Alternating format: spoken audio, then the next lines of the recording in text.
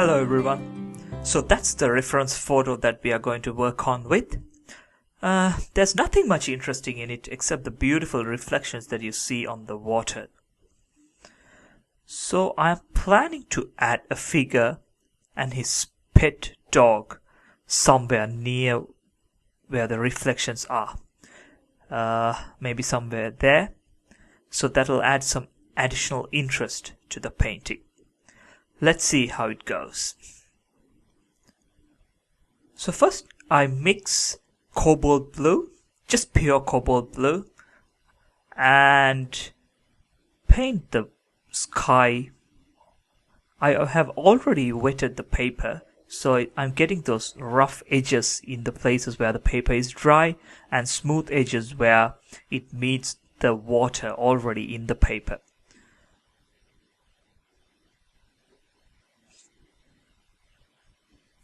It's just a loose sky, just for it to work as a background, or rather the backdrop for our figures and the reflections that we are going to put in later. I use the same mix of cobalt and add a bit of lavender to it to paint the water. So I just add a bit of water to my mix and then I lay in where the water is.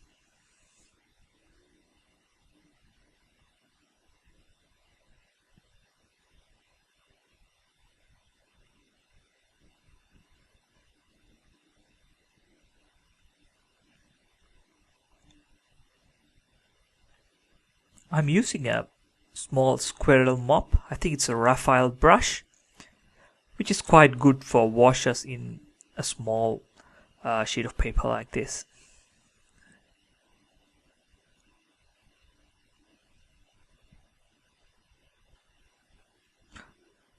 I take a bit of yellow ochre and a bit of pink. I think it's quinacridone rose.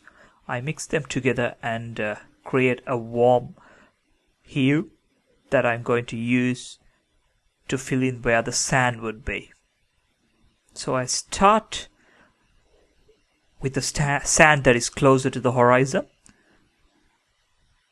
Add a bit of more yellow ochre, a bit of more pink, and I spray closer to where the sand meets the water to get a loose edge, which will look good.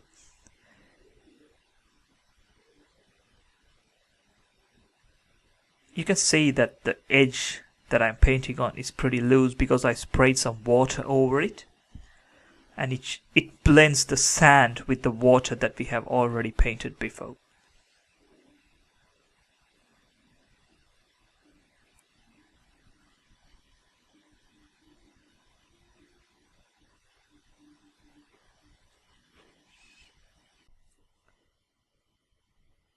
Next I mix Viridian green with a bit of burnt sienna and a bit of blue.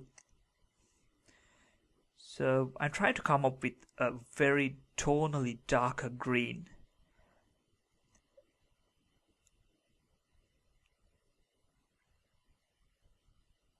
As you can see, I'm taking quite a bit of time to get my hue right. It needs to be tonally darker and it needs to read as green. So that's the issue there. So I spent some time trying to get the hue right, and once I'm satisfied, I'll start laying it on the paper. I'm planning to, as much as possible, to try and avoid painting of the head of the figure. We'll see how it goes. As you can see, the paper is still a bit damp, which is giving me those beautiful lost and found edges.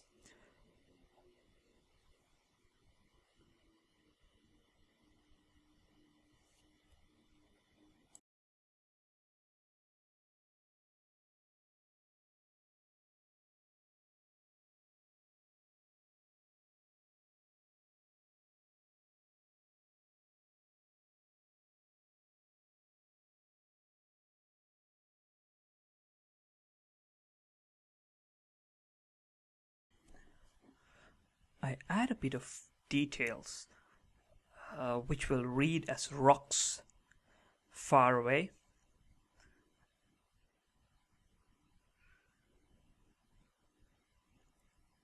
And a bit of foliage as well. So the next thing that needs to be done is to put in the reflection, and I'll be using the same hue, but it'll be a bit tonally lighter.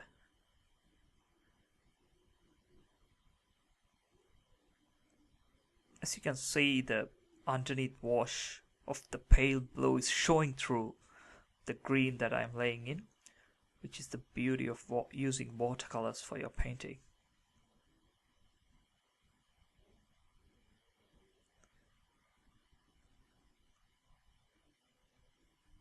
I don't mind painting over the shirt of the figure. I'm pretty sure that I can paint over it much later.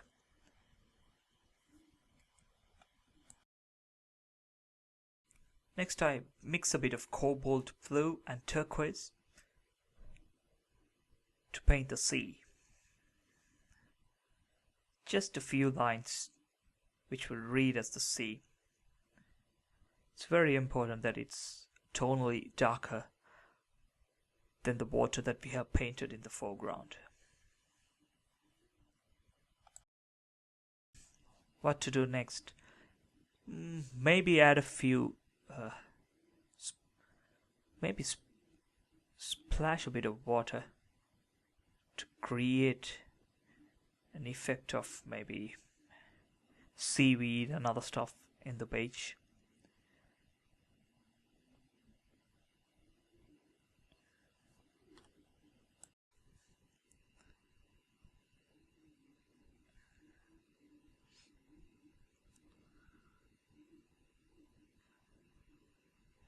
And I take the warm sand color and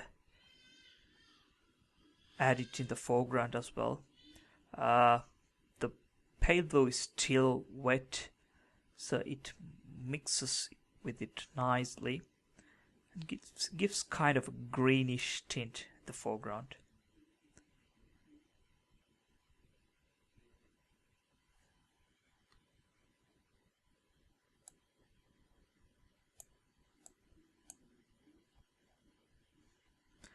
And I use the hairdryer just to speed up the process of drying before I start painting the figures and the dog. Next, I mix a bit of yellow ochre, a bit of burnt sienna, and a bit of rose to paint the skin. I start with the face, then the arms and the legs. I'm not entirely happy with the legs. I was planning more to show a bit of motion in the legs, but it kind of looks still. But I'll leave it as it is. Can't do much with it. And I'll give him a kind of a dark shorts and maybe a blue t-shirt to go with it. Maybe scrape one leg off just to show a bit of motion in the legs. That's the issue with watercolors. Once you put it, you cannot do much.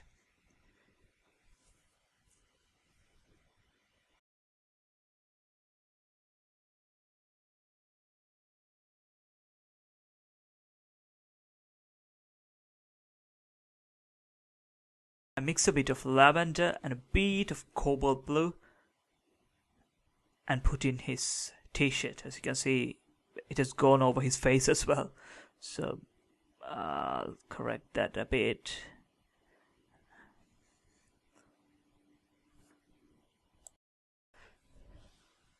Next, I'll paint the dog. First his face, and he's looking up at his master, and the tail. So the next thing to do is to put in the reflections. I'll do it straight away. I wet the paper a bit. I use a spray and then slowly put in the reflection, using pretty much the same colors that I used to paint the figures, but a bit tonally lighter than the other. the reflection would be there on the wet sand as well as the water, so I paint both of them there. The arms and the face.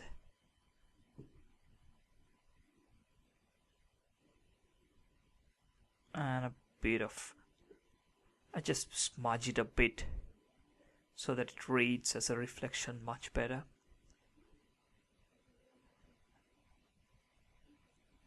Then I add a few bits here and there, just for them to read as what you call seaweeds and other stuff. Yeah.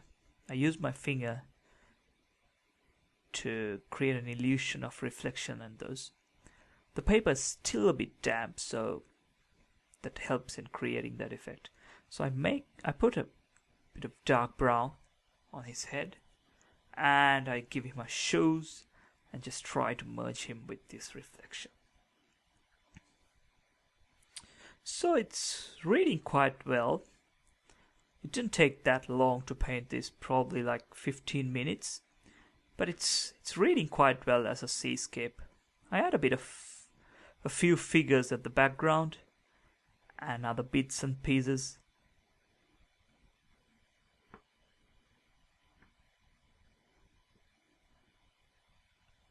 We are nearing the completion of the paintings, just in the phase where we add a few lines and dots just to add a bit of interest to the painting. I take a bit of white gouache and add a few lines to add further interest to the painting. So that's pretty much it.